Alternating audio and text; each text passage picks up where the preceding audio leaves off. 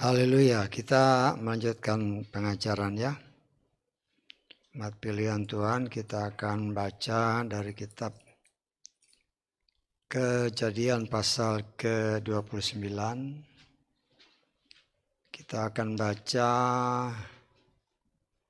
dari ayat 1 sampai ayat ke-6. Kejadian 29 ayat 1 sampai ayatnya yang ke-6. Kita akan baca semua ayat ini dan semuanya sama bacaannya. Kita baca sesuai dengan apa yang tertulis di depan. Kita baca bersama 3, 4. Kemudian Yakub mengangkat kakinya lalu pergi ke negeri Bani Timur. Dan dia melihat, maka tampaklah sebuah sumur di ladang. Dan di sana tampaklah 3 kumpulan kawanan domba yang sedang berbaring di dekatnya. Karena dari sumur itulah mereka memberi minum. Tetapi kumpulan-kumpulan itu, tetapi sebuah batu yang besar ada pada mulut sumur itu. Dan di sana telah terhimpun seluruh kumpulan itu. Nah, mereka telah menggulingkan batu itu dari atas mulut sumur itu. Nah, mereka telah memberi minum kawanan domba itu. Lalu mereka mengembalikan batu itu ke tempatnya di atas mulut sumur itu. Kemudian bertanyalah Yakub kepada mereka, saudara-saudaraku, dari manakah kamu? Dan mereka menjawab, kami dari Haran. Dan dia berkata kepada mereka, kenalkah kamu dengan Laban, cucu Nahor? Dan mereka menjawab, kami mengenalnya. Dan dia berkata kepada mereka, baik-baikkah dia? Dan mereka menjawab, baik. Itu lihatlah Rahel anak perempuannya sedang datang bersama kawanan domba. Amin. Silakan duduk. Puji Bapa Yahweh, kita bersyukur oleh kasih kemurahan Tuhan. Kita terus belajar ya dari kitab Kejadian tentang umat pilihan Tuhan. Betapa luar biasa pekerjaan Tuhan yang dikerjakan melalui para pilihannya, umat pilihannya. Mulai dari kita belajar mulai dari Abraham ya. Kita tahu Abraham adalah keturunan yang dari Adam sampai kepada Nuh, kemudian dari Nuh, Sem dan seterusnya. Dan Abraham adalah keturunan yang ke-20 dari mulai Adam ya. Dari Adam sampai Abraham itu kurang lebih 2000 tahun ya, 2000 tahun. Nah, kita melihat perjalanan Abraham dan keturunannya sampai kepada cucunya si Yakub ya. Dan kita sudah belajar bagaimana luar biasanya campur tangan Tuhan atas mereka. Dan kita melihat kejadian-kejadian yang sudah kita pelajari. Yakub dalam perjalanan menuju ke tempat kakak daripada ibunya, yaitu Laban. Dia mendapatkan mimpi-mimpi, bahkan dia mendapatkan suatu anugerah yang luar biasa. Sehingga melalui mimpi-mimpi itu dia bertemu dengan Bapa Yahweh ya, melalui mimpi dan janji-janji yang diucapkan Bapa Yahweh kepada Yakub. Dan kita melihat dari apa yang diceritakan dalam bab sebelumnya, Yakub berjanji atau bernasar Apabila Bapa Yahweh menyertai dia, melindungi dia dalam perjalanan, menganugerahkan kepada dia roti, pakaian, dan sebagainya, seluruh kebutuhannya, bahkan dia boleh kembali ke rumah bapaknya, maka sesuai janjinya, ya, nasarnya kepada Tuhan. Kalau semua itu terjadi, maka dia berjanji bahwa Yahweh akan menjadi Tuhannya, ya. Dan di dalam perjalanan kita melihat sangat luar biasa, ya, di mana Yakub pada akhirnya bertemu atau sampai ke tempat di mana tempat tinggal daripada Laban, ya, tempat tinggal dari Laban atau daerah di mana Laban tinggal. Dan kita melihat ada beberapa hal yang senantiasa kita lihat, ya. Di mana dalam setiap pertemuan yang seringkali kita pelajari, biasanya pertemuan itu terjadi selalu di sumur, ya. Di sumur ataupun tempat air berkumpul, ya. Sumur dengan mata air, ya. Kita harus bisa bedakan nih, sumur sama mata air, tahu bedanya. Kalau orang gali sumur, pasti dia mencari mata air. Tetapi mata air belum tentu harus sumur. Saya tahu, ya. Karena mata air itu bisa aja dia di permukaan langsung keluar air, ya. Dan dikatakan dalam firman Tuhan yang kita baca, mereka atau si Yakub sampai di sebuah sumur, di sebuah area, dan di area itu atau sumur itu dipakai sebagai tempat untuk memberi minum kawanan domba-domba peliharaan orang-orang yang ada di daerah situ, ya. Dan dari sana timbul pembicaraan, ya. Timbul pembicaraan, komunikasi antara Yakub dengan orang-orang atau gembala-gembala, ya. Nah, kita harus ingat, ya, bahwa Yakub itu belum pernah ke Haran, ya. Jadi dia tidak tahu Haran itu di mana persisnya, ya.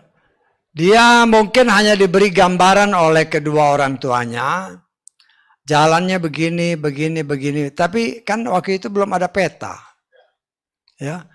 Jadi dia sebenarnya tidak tahu persis bagaimana jalannya, ya. Tapi kita melihat oleh kasih kemurahan Tuhan, dengan pimpinan daripada, walaupun di sini tidak diceritakan, saya percaya Bapa Yahweh mengirimkan malaikat surgawi untuk membimbing si Yakub sampai tiba di tempat keluarga besar dari kedua orang tuanya, ya.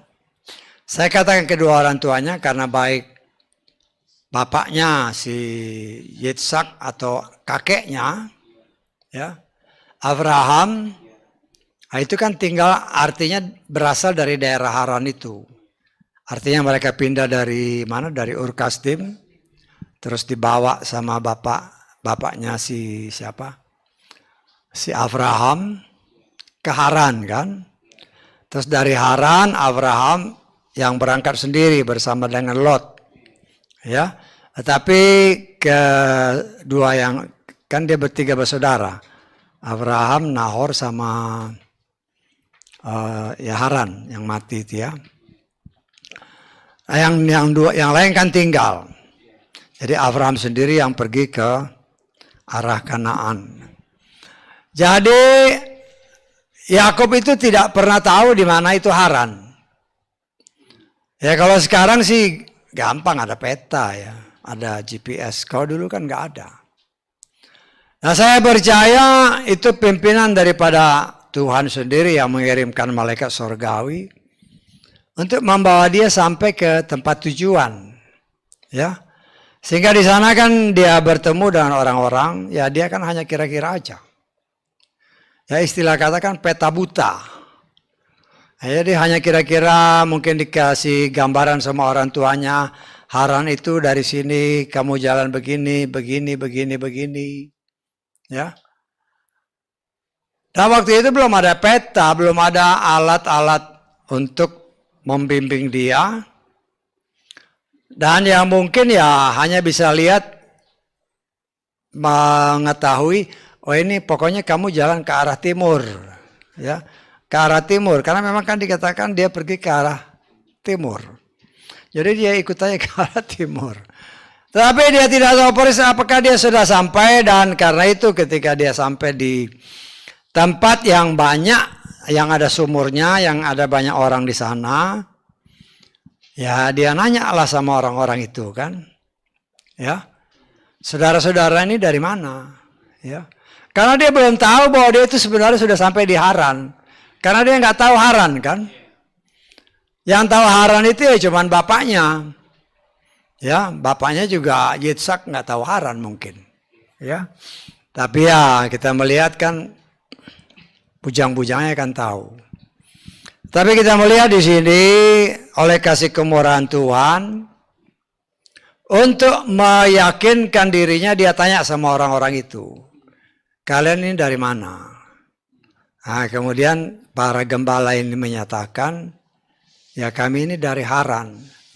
Baru dia menyadari bahwa dia sesungguhnya sudah sampai di daerah di mana daerah itu yang dituju, yaitu daerah di mana Laban bertempat tinggal. Laban adalah kakak daripada ibunya, si Ribka, dan juga di Haran itu ada keluarga baik dari kakeknya dan neneknya, kan si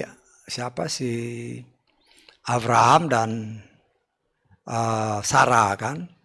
Ya, mereka pernah di sana. Nah, saudaraku yang dikasih oleh Bapak Yahweh, dari pembicaraan itu Haran Yakub meyakinkan dengan bertanya kepada mereka, kalian kenal namanya Laban, cucunya Nahor, ya. Dan mereka menjawab, ya mereka kenal karena mereka memang kan dari daerah situ.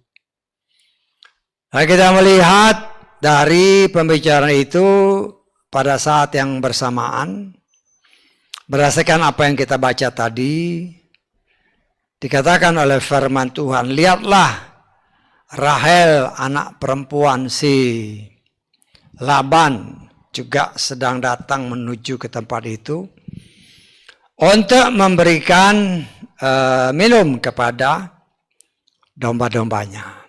Ya. Nah, saudaraku yang dikasih oleh Bapak Yahweh, kita melihat cara Tuhan sangat luar biasa. Kalau saya lihat beberapa kali ya, ketika si Eliezer disuruh Bapak Abraham untuk mencari istri bagi Yitzhak, ya. Kalau Eliezer, saya percaya atau saya menafsirkan, dia sudah tahu daerah itu, karena saya percaya dia berasal dari daerah sana. Dia dibawa oleh Abraham, dia kan sebagai bujang yang paling tua. Jadi Eliezer kenal daerah itu, dia sudah sampai di daerah itu. Nah, kita melihat dia tahu persis akan kebiasaan daerah situ, di tempat dahulu dia pernah tinggal, dan dia mencari langsung mata air atau sumur, ya, oleh sumur lah. Dan kita melihat ya biasanya sih sumur ya. Kenapa? Karena mereka harus gali untuk mendapatkan mata air, mereka harus gali sumur. Karena sangat jarang pada waktu itu mata air langsung keluar dari celah-celah batu. Ya, hanya dalam kesempatan atau tempat-tempat khusus mungkin ada. Tapi ini kan padang gurun, padang pasir lah istilahnya. Ya. Tetapi kita melihat saudaraku yang dikasih oleh Bapak Yahweh. Apa yang dialami oleh Eliezer juga terjadi pada si Yakub ini. Yakub dipertemukan dengan keluarga besar daripada dalam kasus ini, dari keluarga besar Ribka ibunya, yaitu si Laban. Ya. Dan kemudian berdasarkan firman Tuhan, kalau nanti saudara baca semua, orang pertama yang dia temui dari keluarga Laban yaitu Rahel. Ya. Rahel dia ketemu, kemudian terjadi suatu komunikasi, bahkan dikatakan oleh firman Tuhan, kemudian Yakub mencium Rahel, kemudian dia menangis. Ya. Menangis, dia merasa terharu. Ya. Merasa terharu karena inilah pertama kali dia bertemu dengan keluarga ibunya. Kan sekian puluh tahun, ya dia udah berumur lebih dari 40 tahun. Lebih dari 40 tahun, kemudian si ibunya sendiri sudah lebih dari itu meninggalkan keluarganya. Sehingga kita bisa bayangkan sekian puluh tahun tidak bertemu, ketika Rahel diberitahu bahwa Yakub adalah saudara dari ibunya.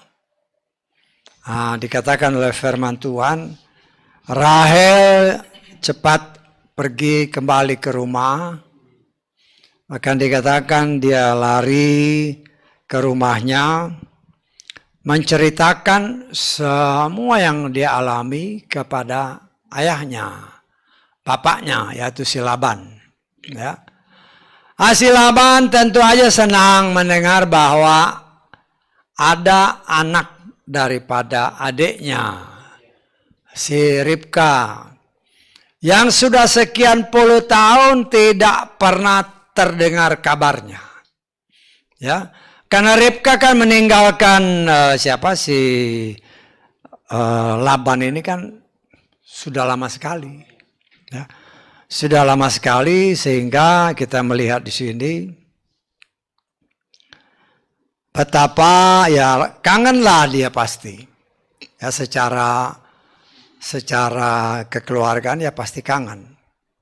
Karena kita harus ingat dulu kan gak ada komunikasi. Gak ada komunikasi sama sekali. Dia pun, Laban juga gak tahu apakah si Ribka itu masih hidup, dia gak tahu. Ya. Tetapi kita melihat satu pertemuan yang sangat luar biasa. Laban begitu mendengar bahwa anaknya Ribka datang ke daerahnya.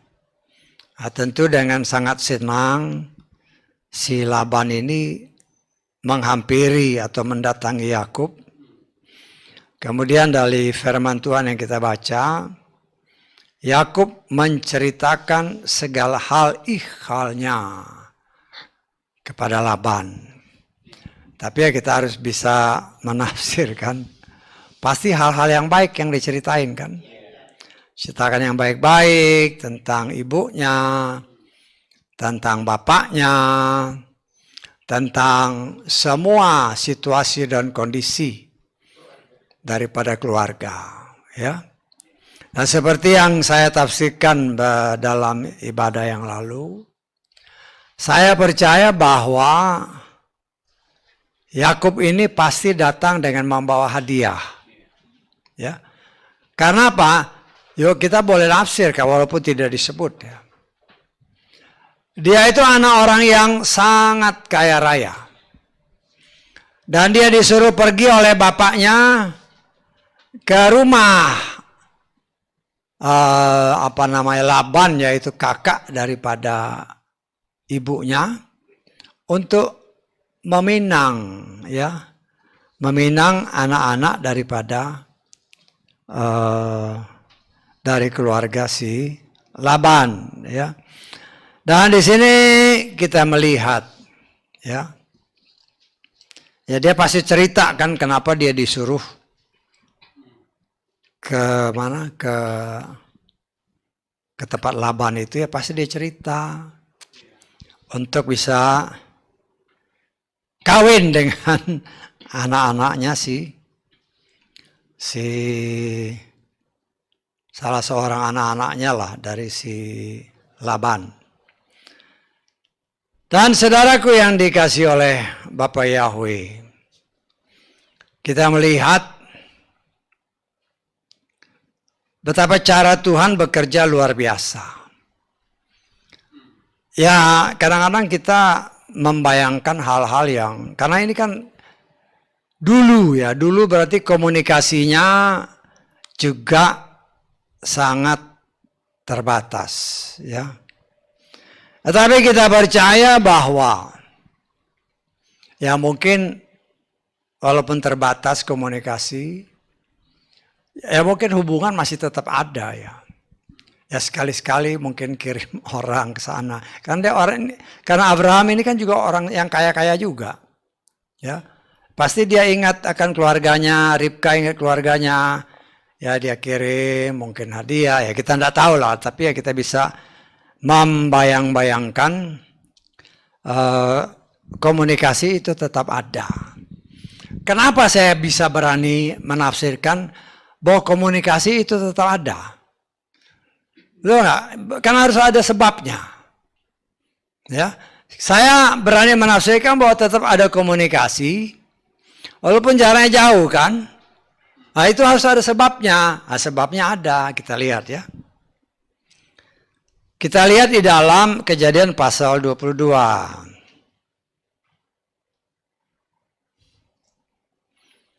Ayat 20.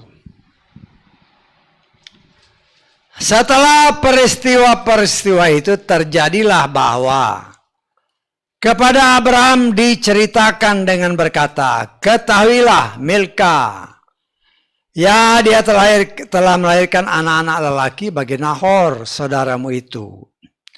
Us anak sulungnya, dan Bus saudaranya, dan Kemuel bapak orang Aram, dan Keset, dan Hazo, dan Pildas, dan Yitlaf, dan Betuel. Betuel memperanakan Ribka. Inilah ke-8 anak yang telah Milka lahirkan bagi Nahor, saudara Abraham. Abraham dengan cerita artinya ada komunikasi, bisa ditangkap maksud saya.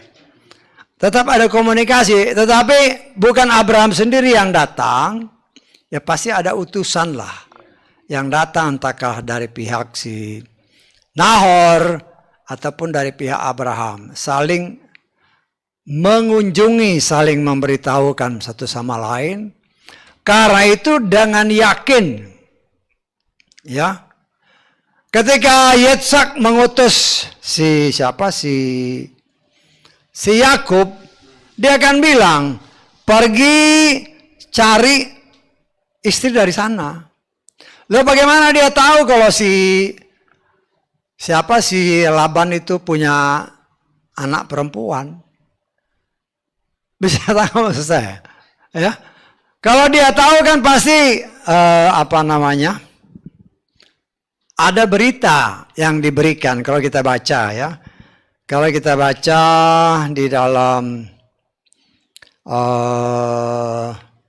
Kejadian pasal 28, kita lihat ya. Ayat kedua. Bersiaplah dan pergilah ke Padan Aram ke rumah Betuel, ayah dari ibumu. Ambillah bagimu dari sana seorang istri dari anak-anak perempuan Laban, saudara ibumu. Lo sekarang bagaimana Yitzhak tahu si Laban itu punya anak perempuan? Bisa ditangkap maksudnya? Lo kalau dia tahu berarti kan pasti ada komunikasi. Ya. Walaupun komunikasi itu ya mungkin hanya utusan aja.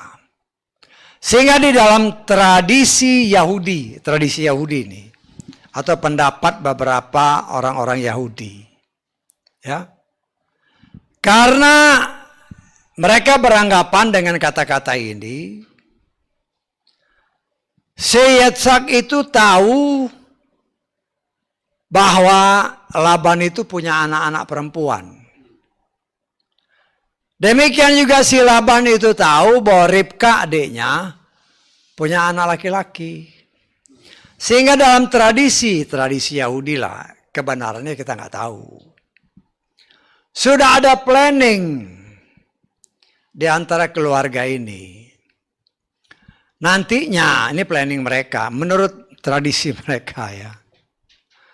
Menurut tradisi mereka, atau tafsiran mereka lebih tepat mungkin ya. Karena itu nggak tertulis. Tetapi tafsiran mereka sudah mempunyai planning untuk menjodohkan si Esau dengan Lea, yang sulung sama yang sulung. Kemudian Yakub dengan si Rahel. Bisa tangkap? Ini kan Yitzhak punya 2 anak, atau Ribka punya 2 anak, Esau dan Yakub. Laban punya 2 anak perempuan, Lea sama si Rahel. Jadi orang-orang Yahudi pun mempunyai suatu bayangan. Sudah ada rencana untuk menikahi anak-anak mereka, ya, karena itu tradisi ya. Dan kalau kita lihat memang dari kejadian-kejadian yang sudah pernah kita pelajari, mereka akan lebih senang kawin antara lingkungan keluarga. Bisa tanggap? Kan si Sarah pun adiknya Abraham. Satu bapak tapi lain ibu. Ribka pun dari garis keturunan adalah keponakan daripada si Yitzhak. Dan ya kalau seandainya orang Yahudi pun mempunyai anggapan bahwa ada planning dari Ribka dan si Laban untuk mengawinkan kedua anak-anak mereka, yang sulung sama yang sulung, yang bungsu sama yang bungsu. Nah, itu beberapa tafsiran ya, tafsiran daripada sejarah-sejarah Yahudi yang kebenarannya juga ya karena tidak tertulis dan kita juga tidak bisa membantahnya, tetapi kalau kita lihat dari segi tradisi ya itu mungkin aja. Itu mungkin ya. Kenapa? Karena pada waktu itu belum ada larangan ya, yang istilahnya sekarang ini kawin antar keluarga, itu kan antar keluarga ya. Tetapi waktu itu ya wajar-wajar aja ya. Belum ada yang namanya incest, perkawinan darah itu belum ada. Walaupun ada orang yang ini incest, lo bagaimana sih? Dalam kitab Kejadian itu belum ada incest, karena kitab Torahnya belum ada. Torah yang tertulis itu belum ada. Nah, saudara yang dikasih oleh Bapa Yahweh, kita belajar dari sini. Setelah Yakub bertemu dengan Laban, saya percaya seperti firman Tuhan katakan, Yakub menceritakan semua hal ikhal, semua kenapa dia datang ke sana. Ya, walaupun di sini tidak diceritakan bahwa dia disuruh bapaknya atau ibunya untuk mencari istri, ya. Tetapi saya percaya si Laban pun kalau dugaan atau tafsiran seperti tadi yang saya katakan itu adalah benar, berarti kan sudah ada komunikasi. Komunikasi antar mereka mungkin melalui kurir-kurir lah, ya. Sudah ada planning. Ya tentunya Laban senang lah. Ya, Laban senang bahwa kedua anak-anaknya ya sudah ada jodoh istilahnya kan. Tetapi kita melihat dengan tangan terbuka si Laban menerima si Yakub. Berdasarkan firman Tuhan, Yakub tinggal di rumah si Laban kira-kira sebulan lamanya, ya. Dan setelah 1 bulan, ya, timbullah tawaran daripada si Laban. Dia melihat Yakub ini orangnya rajin. Ya. Karena Yakub ini kan saya baca suka bantu ibunya. Dia kan dekat sama ibunya. Biasanya orang yang dekat sama ibunya suka bantu ibunya. Karena itu si Ribka itu sayang benar sama si Yakub. Karena dia rajin. Ya.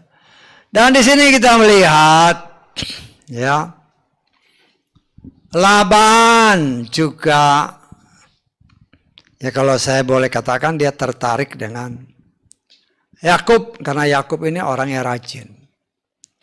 Tapi kan dia walaupun ada ikatan saudara, dia tidak, karena itu bukan anaknya kan. Itu keponakannya. Sehingga timbullah kata-kata ya kalau nanti saudara baca ayat-ayat seterusnya. Dikatakan oleh si Laban. Ya. Engkau tinggal di sini, ya kita baca aja lah ya. Ayat ke-15.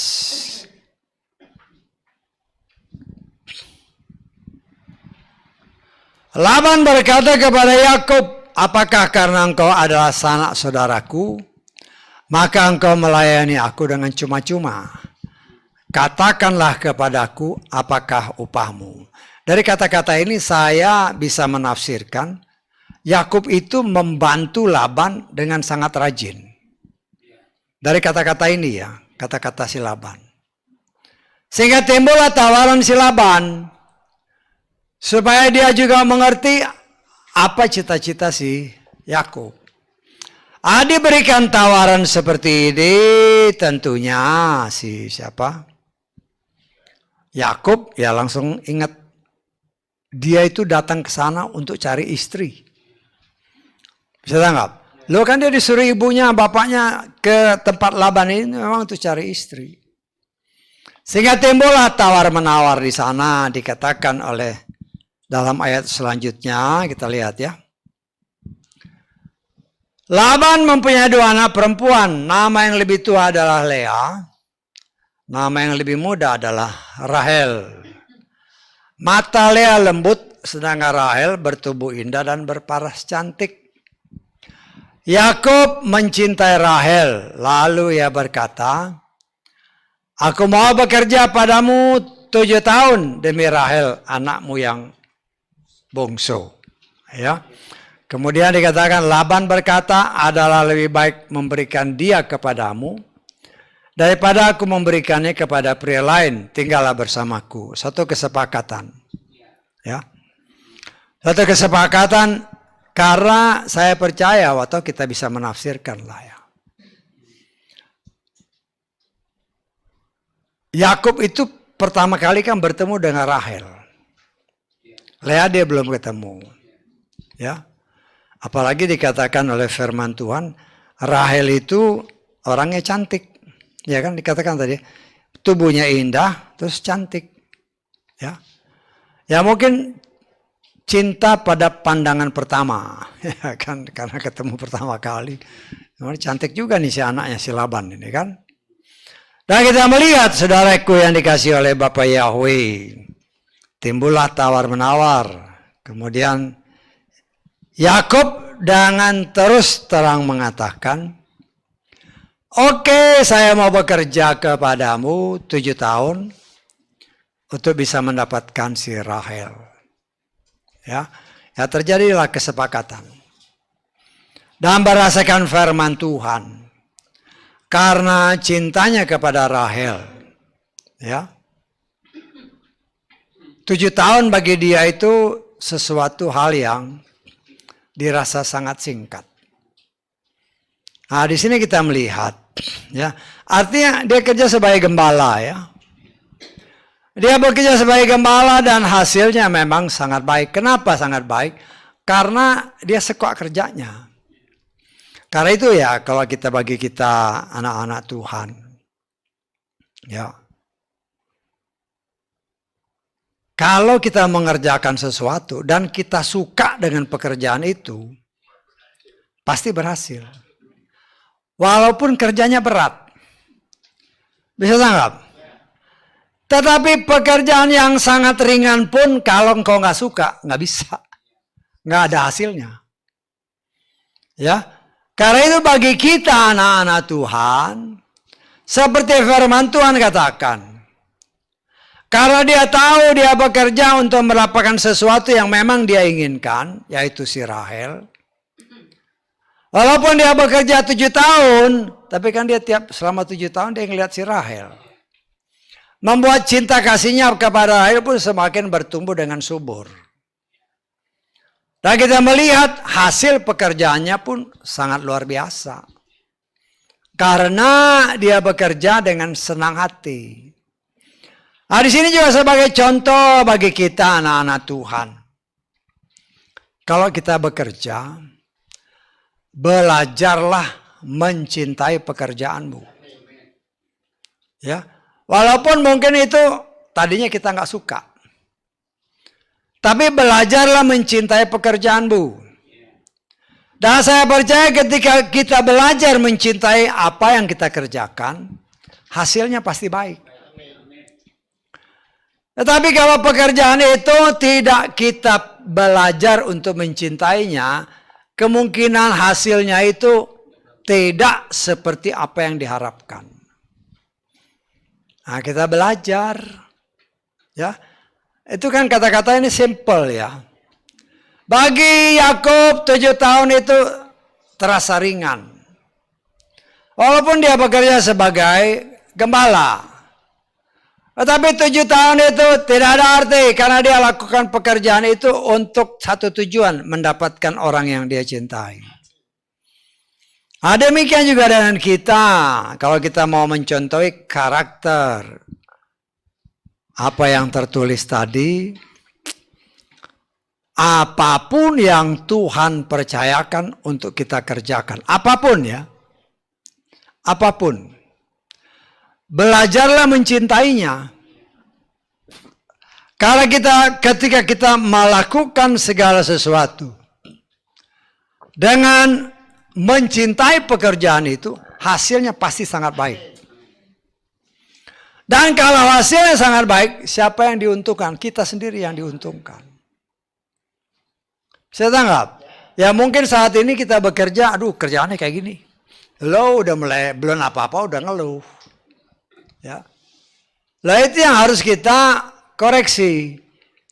Seringkali orang bekerja, orang mungkin otaknya smart, orang otaknya pinter. Ya. Tetapi karena dia nggak mencintai pekerjaannya, ya hasilnya tidak akan bagus. Tetapi kalau orang mempunyai kecerdasan yang rata-rata, tetapi dia mau melakukan pekerjaan itu dengan sungguh-sungguh, bahkan kata firman Tuhan, melakukannya seperti untuk Tuhan, maka pekerjaan itu akan berhasil dengan baik. Dan kalau pekerjaan itu berhasil dengan baik, kita senang. Dan kalau kita mengerjakan itu katakanlah untuk perusahaan, yang punya perusahaan juga senang. Artinya kita melakukan segala sesuatu memang seperti apa yang Tuhan kehendaki. Nah, kita belajar apa yang kita lakukan. Pamannya cuci piring dengan sungguh-sungguh. Ya kan, masak sungguh-sungguh, jangan masak sambil ngedumel. Ya, lo semua pekerjaan bukan hanya itu kan rata-rata pekerjaan ibu rumah tangga.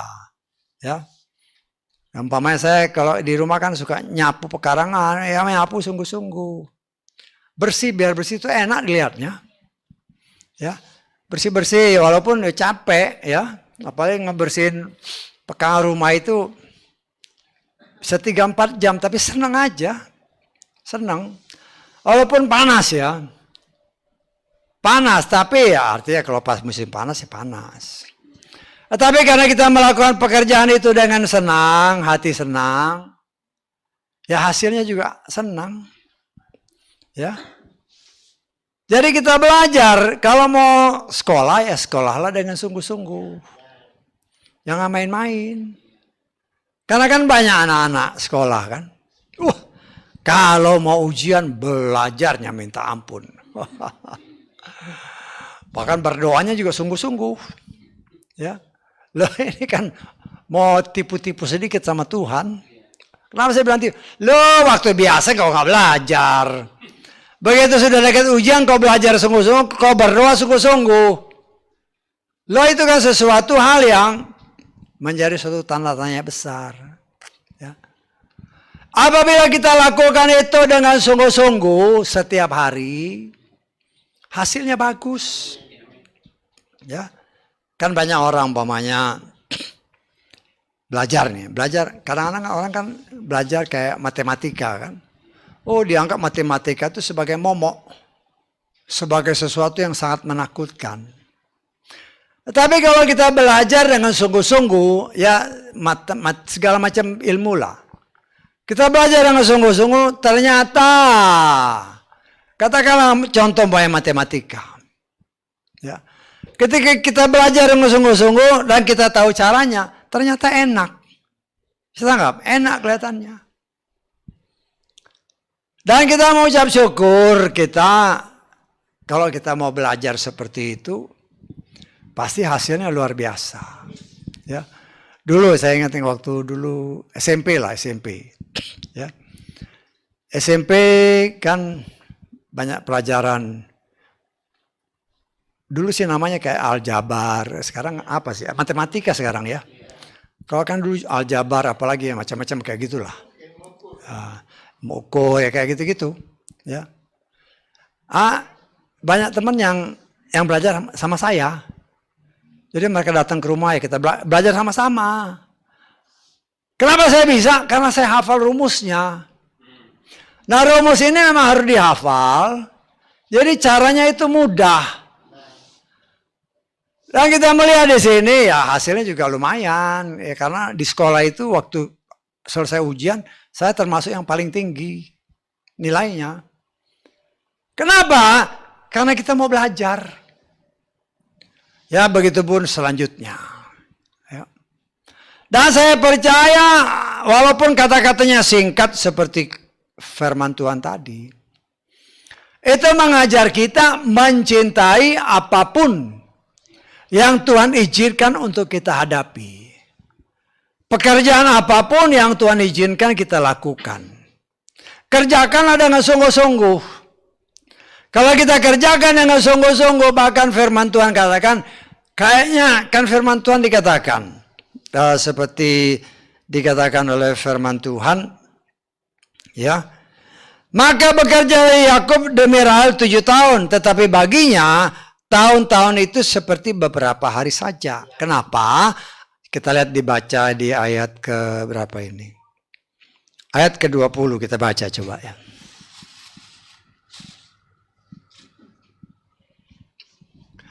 Maka bekerjalah Yakub demi Rahel 7 tahun. Perhatikan ayat selanjutnya. Dan di matanya semua itu seperti beberapa hari saja. Kenapa? Karena cintanya kepada Rahel. Artinya kalau kita ambil secara global dan kita hubungkan dengan ayat-ayat firman lain, kita coba praktekkan dalam hidup kita. Kalau kita mencintai sesuatu yang Tuhan izinkan untuk kita lakukan, apapun ya, apapun, hasilnya pasti baik. Hasilnya pasti baik. Nah seperti contoh yang tadi saya bilang, cuci piring. Lo cuci piring itu gampang.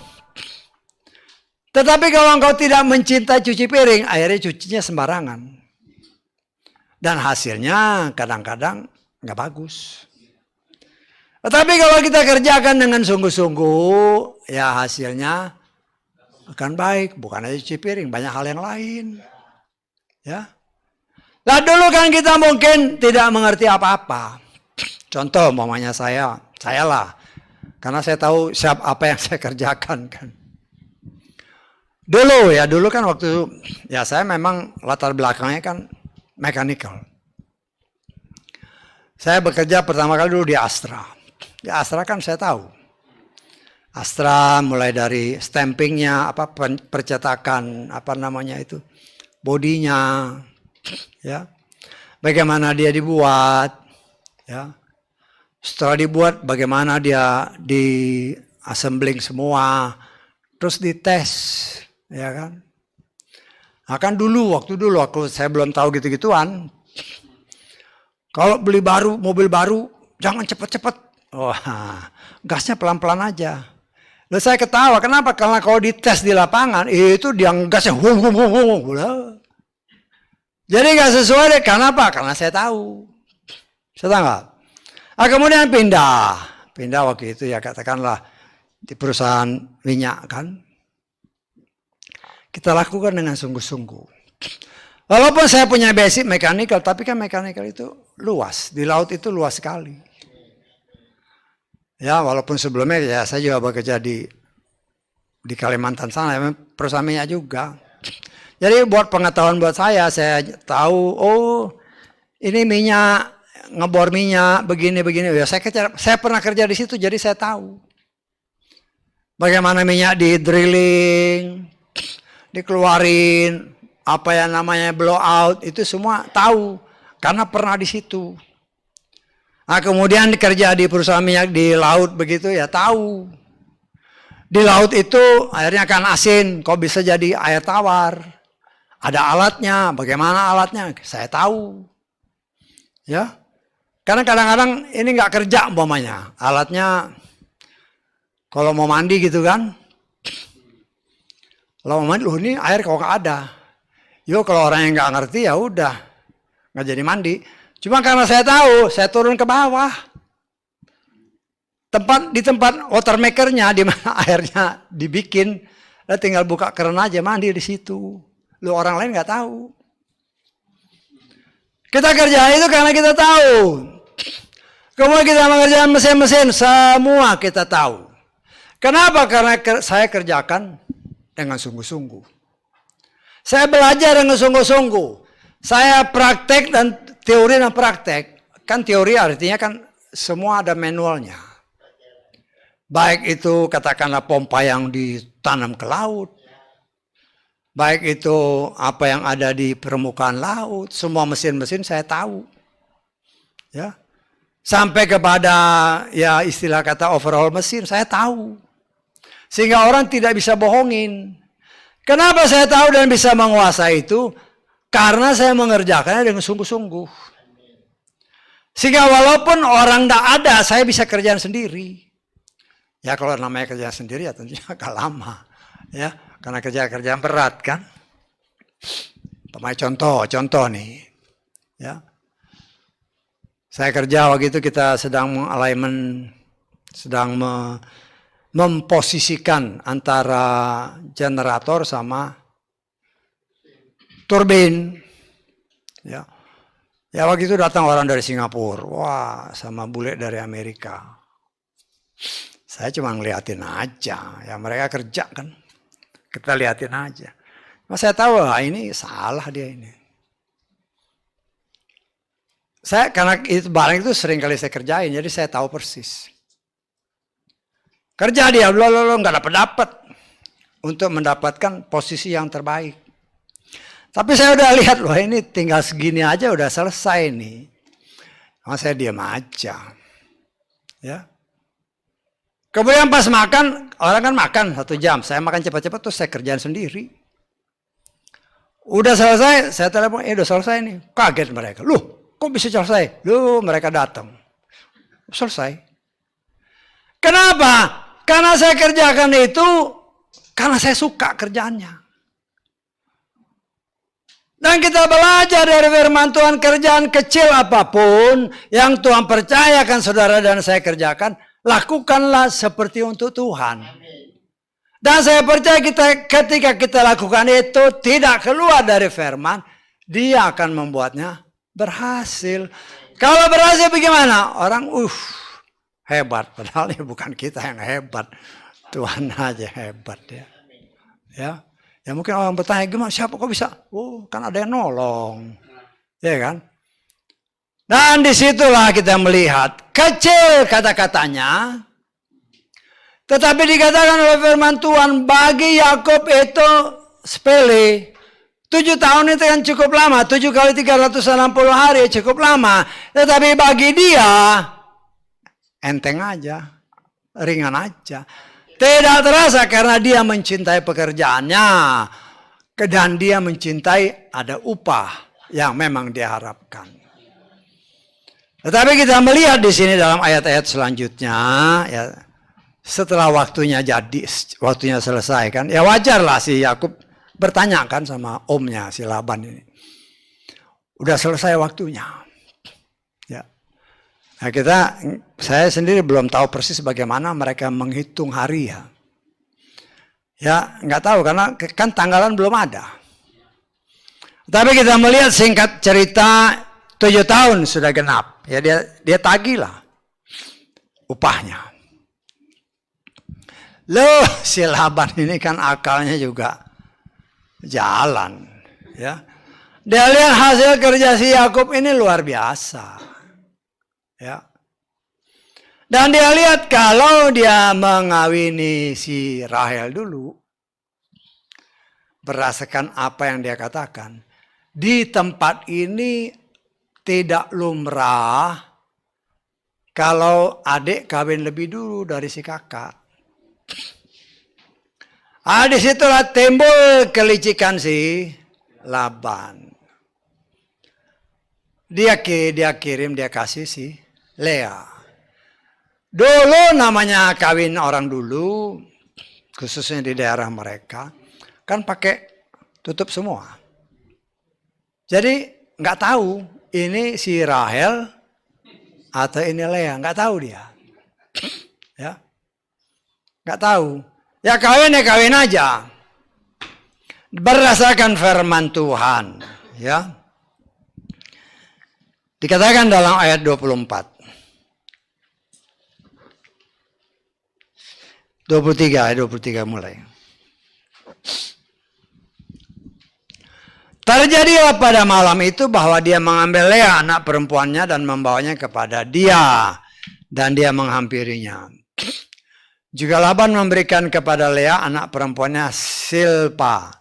Hamba perempuannya sebagai hamba perempuan baginya. Terjadi ayat ke-25. Terjadilah pada pagi hari bahwa tampaklah dia itu Lea. Maka berkatalah dia kepada Laban, apa yang telah kau lakukan kepadaku? Bukankah demi Rahel aku telah bekerja denganmu? Namun mengapa engkau telah menipu aku? Ya. Artinya kita bisa menafsirkan. Ketika dia jadi pengantin, itu semua mukanya tertutup. Mungkin cuma matanya aja yang kelihatan. Bisa tangkap? Ya. Karena secara fisik mungkin ya nggak kelihatan. Karena dia kan pakai baju yang mungkin longgar kan. Nah setelah malam pertama baru dia tahu. Lu pagi-pagi lu ini ternyata bukan Rahel yang diharapkan. Ya. Ya kemudian kan dia tanya. Kemudian ayat selanjutnya dikatakan. Ayat berapa jadinya itu? Ayat ke 25 tadi. Dan Laban berkata, tidak pernah dilakukan yang seperti itu di tempat kami, memberikan yang lebih mudah sebelum yang sulung. Kemudian genapilah dahulu 7 hari ini dan kami akan memberikan kepadamu yang lain juga untuk pekerjaan yang akan kau kerjakan lagi denganku 7 tahun berikutnya. Ya, kita melihat dalam firman Tuhan. Sesuatu hal yang merupakan tradisi setempat. Harus yang lebih tua dulu kawin, baru yang muda. Karena itu dia tanpa sepengetahuan Yakub, dia memberikan Lea. Ya, inilah yang kita katakan hukum tabur tuai. Dia pernah menipu bapaknya. Karena bapaknya kan buta. Lalu ini sekarang dia ditipu oleh Laban dengan menyodorkan Lea yang juga ketutup. Sehingga dia tidak tahu persis ini Lea atau ini Rahel. Bapaknya buta dia tipu. Sekarang si Laban membuat dia juga buta karena si Lea ini ketutup semua. Jadi dia nggak tahu bahwa ini Lea atau Rahel, dia nggak tahu. Hanya dia merasa yakin dia kerja itu untuk Rahel. Dan dia sangat percaya bahwa Laban itu orangnya jujur. Tetapi kita melihat di sini, tipu ya dibalas tipu. Apa yang kau tabur? Kata kitab Galatia pasal, kita lihat Galatia pasal 6 ayat 7. Janganlah kamu disesatkan, Elohim tidak dapat diolok-olok. Perhatikan, apa saja yang seseorang taburkan, itu juga akan dia tuai. Dia tipu bapaknya karena bapaknya buta. Dan Tuhan, ingat, Tuhan setia kepada firman-Nya. Ya, Tuhan membuat atau dikatakan apa yang dia tabur, dia tidak tahu bahwa itu Lea. Karena seolah-olah dia juga jadi buta. Sama seperti dia tipu bapaknya yang buta. Akhirnya Laban Tuhan izinkan menipu dia dengan cara membuat si Lea ini ketutup semuanya. Sehingga dia tidak tahu ini Lea atau ini Rahel. Apa yang kau tabur itu harus kau tuai. Dari sini kita belajar. Tuhan itu setia kepada firman-Nya. Jangan sampai mungkin yang kita tabur itu orang lain nggak tahu, tapi Tuhan tahu. Bisa tahu nggak saya? Ya, kita belajar jangan sampai kita menaburkan hal-hal yang tidak benar. Karena kalau sampai kita menaburkan hal-hal yang tidak benar, satu saat ingat Tuhan setia kepada firman-Nya. Satu saat apa yang kita pernah taburkan, apabila itu bukan sesuatu yang benar, kita akan menuainya. Karena itu jangan sampai kita menaburkan hal-hal yang tidak benar. Tetapi taburlah kebaikan, taburlah kebenaran, dan kita akan menuai kebenaran dan kebaikan. Kita belajar dari kasusnya si Yakub. Ya. Dan kita melihat di sini. Ya. Berdasarkan firman Tuhan. Bahwa ya disuruh kawin dulu genapin 7 hari ini sama si Lea. Ya. Nah, saudara bisa bayangkan dia duduk sama Lea. Dia udah tahu kan ini bukan si Rahel kan. Harusnya kan Rahel. Itu kan hari pertama kan masih 7 hari lagi, masih 6 hari kan. Loh dia duduk berdampingan dengan orang yang tidak dia cintai. Dan sementara si Rahel mungkin juga Rahel ini kan tahu bahwa si Yakub itu kerja untuk dia, untuk si Rahel kan. Ya tentu Rahel juga ada rasa marah sama kakaknya, sama bapaknya. Saudara bisa bayangkan itu ya. Karena kan si Yakub ini kan jelas-jelas saya kerja 7 tahun untuk dapetin si Rahel. Rahel kan tahu bahwa Yakub ini kerja untuk dapetin dia. Tetapi ketika waktunya tiba, loh kok kakaknya yang dikasih. Pasti ada hal-hal yang membuat si Rahel ini, ya walaupun tidak ditulis, saya percaya pasti ada kekesalan atau kemarahan. Memang tidak diceritakan. Ya. Tetapi kita melihat, ya dia duduk sama si Lea, ya mungkin agak cemberut-cemberut juga lah. Karena ini bukan orang yang dia harapkan. Tetapi dia genapi 7 hari. Setelah 7 hari baru dikatakan oleh firman Tuhan, diberikanlah juga Rahel. Ya. Jadi Lea sama Rahel, kakak adik, dikawinin sama Yakub. Ya. Apa kata Torah? Kan gitu. Apa kata Torah yang nanti beberapa ratus kemudian dimunculkan? Kita lihat di dalam kitab Imamat ya. Imamat 18. Ayat 18. Imamat 18 ayat 18. Dan engkau seharusnya tidak mengambil seorang wanita sebagai madu terhadap saudara perempuannya untuk menyingkapkan auratnya bersamanya dalam hidupnya. Berdasarkan ayat ini, itu tidak boleh terjadi. Seorang laki-laki tidak boleh mengawini dua orang perempuan yang kakak adik berdasarkan ayat ini. Saya tanggap. Tapi ingat ya, ini Torah muncul beberapa ratus tahun kemudian. Nah, kita melihat di sini itu masih Tuhan izinkan. Kenapa? Karena Tuhan mau kan manusia ini bertambah banyak dulu. Bertambah banyak, baru dia turunkan Torah. Ada aturan, ada perintah, ada ketetapan. Walaupun dalam kenyataannya, ya kita bisa menafsirkan ini pun masih suka terjadi. Ya, masih suka terjadi. Ya, apa namanya?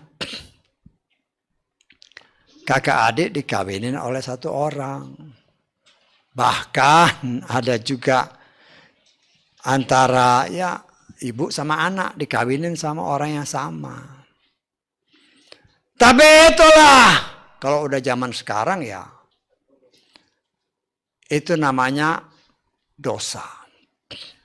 Kenapa? Karena Torah menyatakan ya dosa adalah pelanggaran terhadap Torah, kata firman Tuhan dalam kitab 1 Yohanes. Kita belajar apa yang dahulu Tuhan izinkan terjadi, bukan berarti kita boleh melakukannya sekarang. Kalau dulu masih boleh, karena memang Torah yang tertulis, berbicara Torah, berbicara aturan, ketetapan, dan perintah Tuhan, itu belum ada. Dari 10 perintah menjadi 613 aturan, perintah, dan ketetapan. Disitulah dijabarkan semuanya. Dan untuk zaman ini setelah turunnya apa yang diberikan Tuhan melalui Moshe, kita tidak boleh melanggarnya. Kalau kita melanggar hal itu berarti dosa. Akibat dosa adalah maut. Nah, saudaraku yang dikasihi oleh Bapa Yahweh, sebagai satu, mungkin saya katakan suatu adat kebiasaan. Kalau kita lihat firman-firman ini dikatakan, ketika Lea diberikan oleh si Laban sebagai istri Yakub, juga Laban memberikan Silpa, hamba perempuannya, sebagai hamba daripada atau pendamping daripada si Lea. Demikian juga ketika diberikannya si siapa? Rahel sebagai istri daripada Yakub, Laban juga memberikan Bilha sebagai pendamping, sebagai budaknya si Rahel. Ya, itu merupakan suatu tradisi. Tetapi kita melihat dari sini, ya, firman Tuhan menyatakan hasil dari perkawinan ini, khususnya dikatakan oleh firman Tuhan, bahwa Tuhan melihat, kita lihat ya, ayat 31.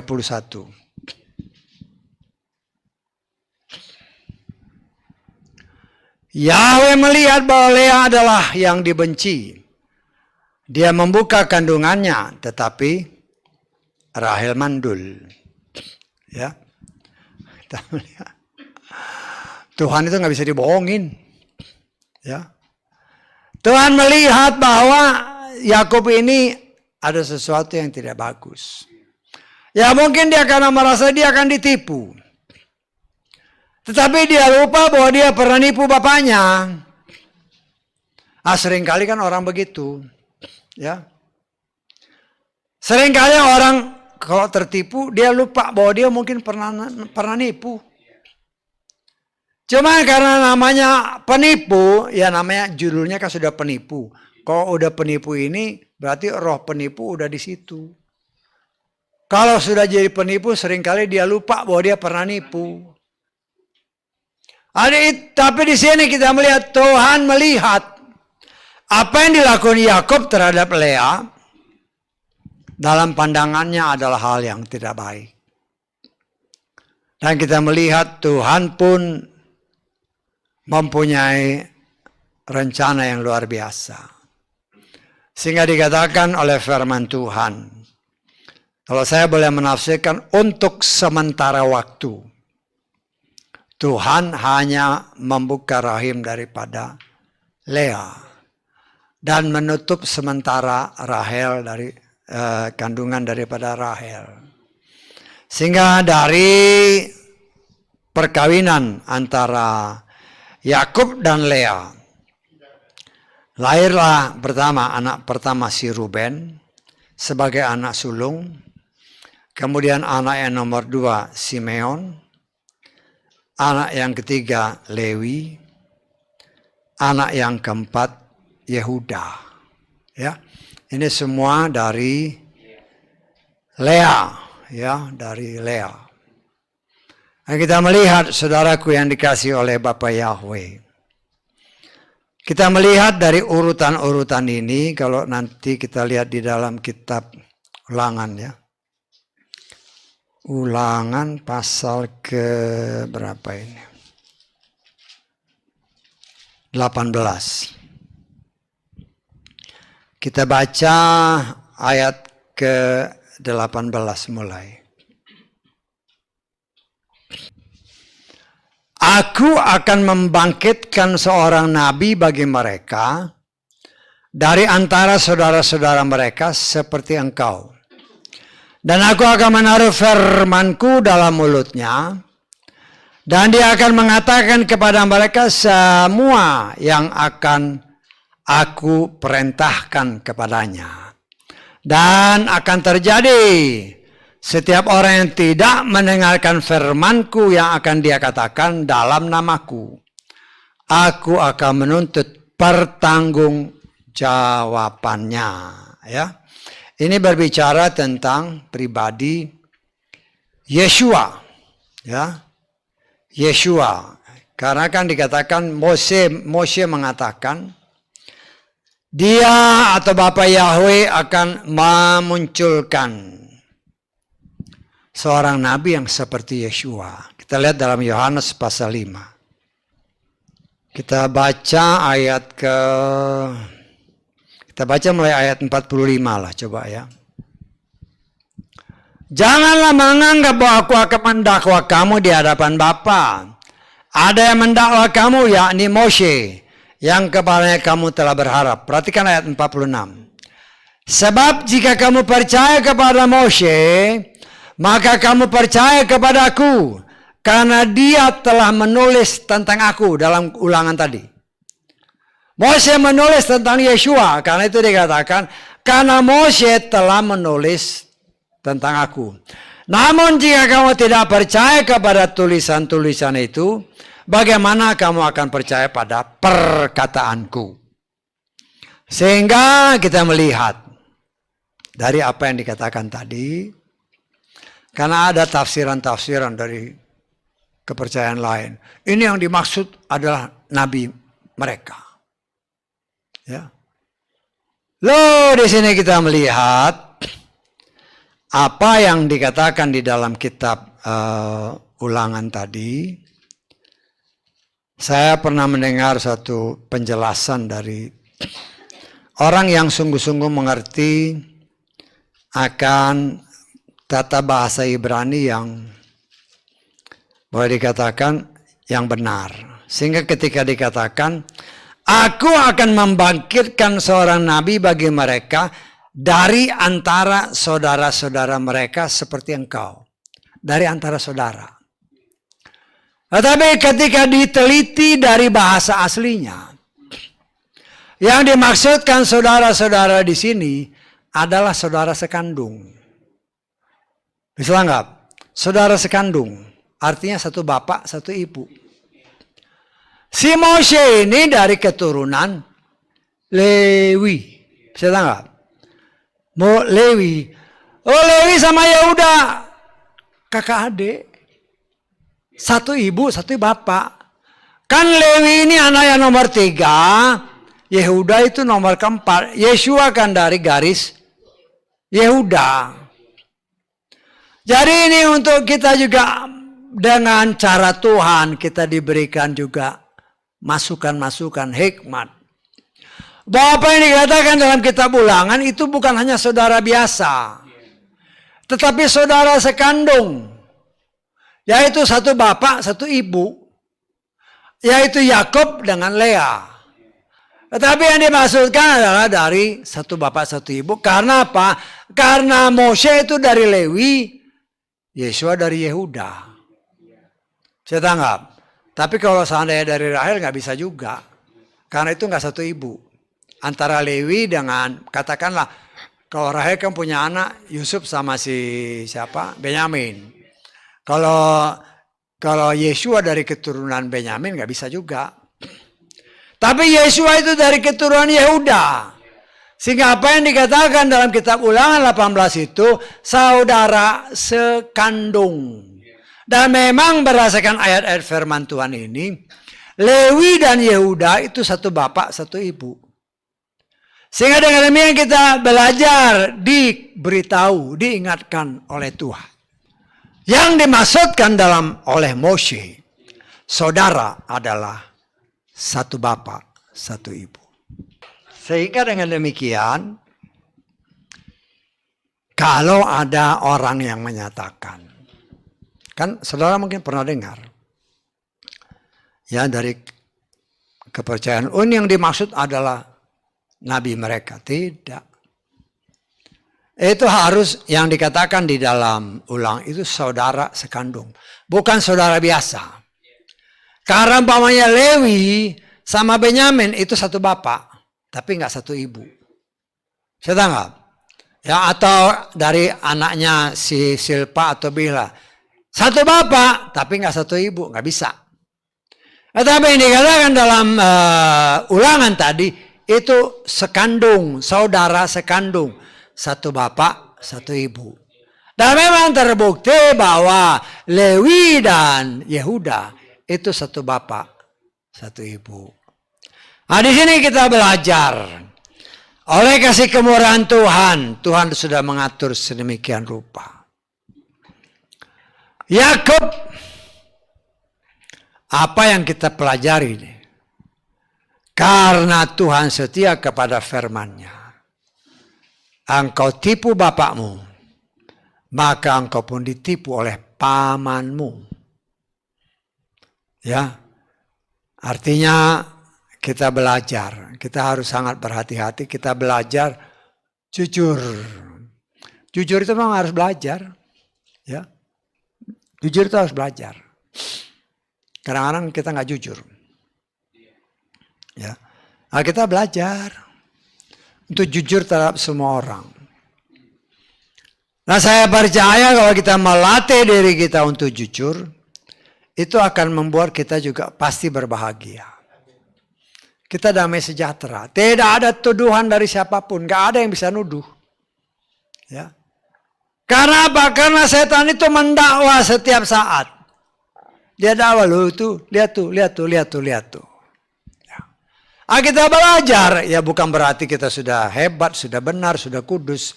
Kita memang mau jadi orang yang benar di hadapan Tuhan. Kita mau menjadi orang yang kudus di hadapan Tuhan. Tetapi dalam proses waktu yang sedang Tuhan kerjakan di dalam kehidupan saudara dan saya, ya hal-hal yang tidak baik itu pun kadang-kadang masih Tuhan izinkan. Ya kita bisa aja kepleset kan, ngomongnya salah sedikit, langsung setan, lu kok ngomongnya kayak gitu? Nah, itu pendakwa, kita lihat di dalam Wahyu pasal 12 ayat ke-10. Aku mendengar suatu suara nyaring yang berkata di sorga, sekarang keselamatan dan kuasa dan kerajaan Elohim kita dan otoritas yang diurapinya telah tiba. Perhatikan. Karena apa? Si pendakwa saudara-saudara kita yang menuduh mereka di hadapan Elohim apa? Siang dan malam telah dipukul roboh. Artinya kita lihat di sini, setan itu berusaha terus ada celah Langsung dia tuduh. Loh, katanya orang beriman. Mana? Ya, kita dituduh. Ya bermacam-macam cara. Setan berusaha, karena itu dikatakan dalam kitab Efesus, jangan beri celah kepada setan.